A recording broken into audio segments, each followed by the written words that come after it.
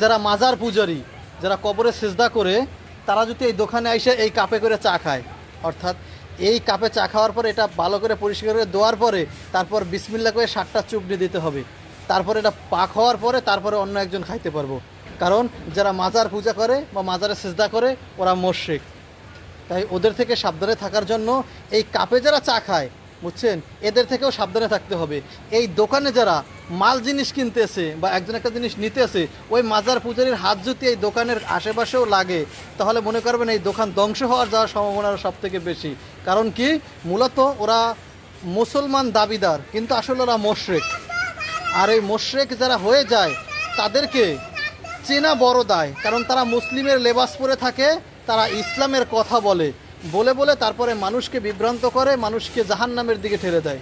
এজন্য আমাদেরকে সবসময় সচেতন ও সাবধানে থাকতে হবে এই সমস্ত মাজার পূজারীদের থেকে। আমি